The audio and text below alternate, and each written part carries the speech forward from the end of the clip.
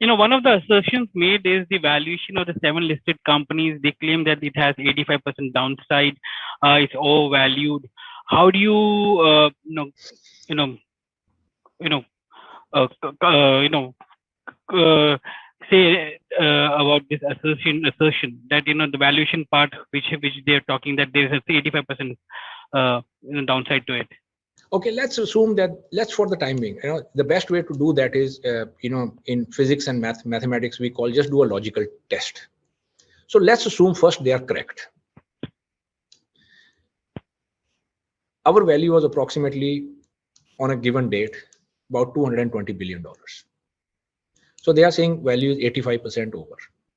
Okay, so they are saying the value should be 40 billion, or just about 50 billion maximum. Our EBITDA is 8 billion. So they are saying we should trade at 6 times. Yeah. Okay.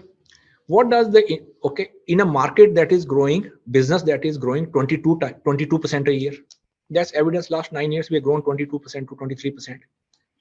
So they are saying an infrastructure business, utility business, which has majority is contractual, that business should be trading at 6 times. When even in an OECD market like US or Europe or Australia, infra business trades at over 20 times, some of them. Okay, now, and they grow at between 2 to 5% because they matured. So let's assume that we trade at their multiples, EV EBITDA, 15 times, 20 times. If we're trading at 20, we should be 160 times here. And we are growing 22%, they grow 5%. So you adjust our growth. You give us some value for our growth, extra 18% growth a year.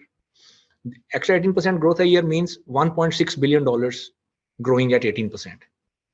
Okay, so let's say 1.6 also trades at 20. Okay, that means another 32. If we trade exactly like them, yeah, then we should be minimum as it is 200 billion. Now, yeah. So where is this 85% number? Okay, you can do this mathematics for grade 5 student, and they will know that this is rubbish. So what they've done is they just wanted to. They realize that nobody will pay attention. That like nobody will say, okay, let me investigate where this billion came from and click on the NCLT quote and find out. Okay, they relied on this, that their misrepresentation will not be verified and the media will run with this. And they were correct in that. In India, a report which is full of misrepresentations ran. Yeah. And nobody questioned. Nobody said, let me check one thing. Okay, I gave you one example. I can give you another example. They say we overinflated numbers. That also, they didn't find it out. We disclosed. And in fact, they said one side only. We have already taken because I'm CFO of AEL also. We've taken the write down in AEL. We put it to loss to the P&L of AEL already.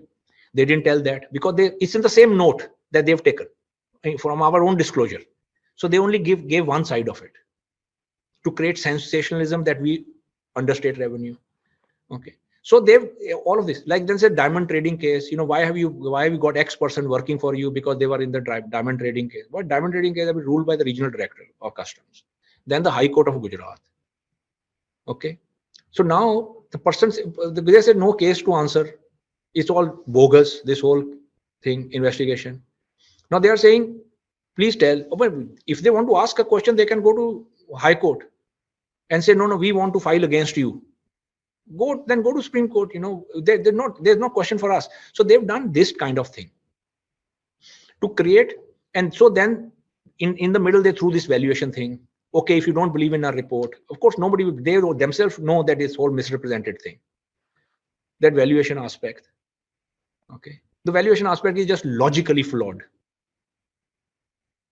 Okay. You can disagree that, it should not be 20, it should be 22. I can say it should be 25 because we are growing fast. I can say it should be 30 because we are growing really fast, 22%. Somebody can say, no, I don't believe in 30. My risk means I need to be at minimum of, I need to earn a minimum of 15%. I say, no, you should earn 13%. So you can have this debate of what actual will be on your expected rate of return on a particular asset. We understand that. But that will be a difference. Somebody will say, I want 15% minimum return. Somebody will say, I am okay with 12. Okay, I might say being in India, having, Indian heritage and growing up in India, went to school, college in India, I would say I'm happy with 10% return. I'm sitting here only. So that can be there, but that's a variation in your expectation. You cannot fundamentally say that the world over core infra utilities can trade at 20x EV EBITDA, but for Adani Group it should only be 6. And what is this? I mean, we can laugh at it. It's like a joke, but it has caused damage to minority shareholders and criminal damage to them. So if now their legal team determines that that case has to be answered, then they must face justice in India.